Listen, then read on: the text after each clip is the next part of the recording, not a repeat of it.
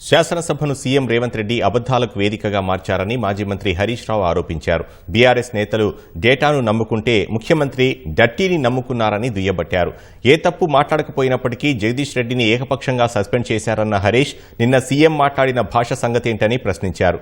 CM Revanth బూతులకు GST వేస్తే రాష్ట్ర ఖజానా మొత్తం అటే వెళుతుందని ఎద్దేవా చేశారు.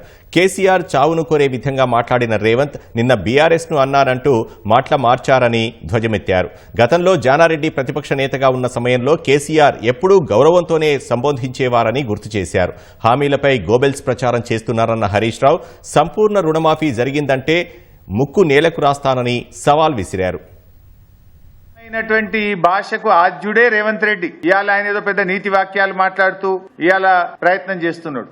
అసలు నువ్వు ప్రతిపక్షంలో ఉన్నప్పుడే సొంత పార్టీ నాయకులను సోషల్ మీడియాలో ట్రోలింగ్ చేసినటువంటి చరిత్ర రేవంత్ రెడ్డి గారు. వ్యక్తిత్వ హననం చేయడాన్ని వృత్తిగా ఎంచుకున్న ఫస్ట్ అండ్ వర్స్ట్ పొలిటీషియన్ ఈ రోజు రేవంత్ రెడ్డి గారు. జీఎస్టీ వేయాలని చెప్పిండు అబద్దాలకు.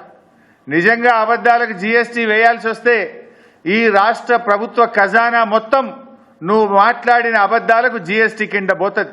కానే కాదు రానే రాదన్న తెలంగాణను చావు నోట్లో తలబెట్టి తెలంగాణ తెచ్చిన జాతి పిత కేసీఆర్.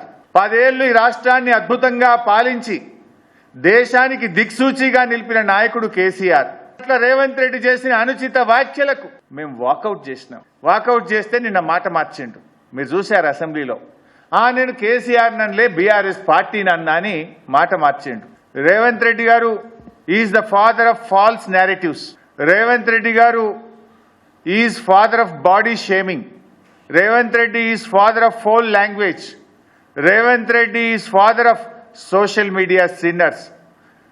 అబద్ధాలకు బ్రాండ్ అంబాసిడర్ ఎవరు అంటే అది రేవంత్ రెడ్డి అని చెప్పక తప్పదు.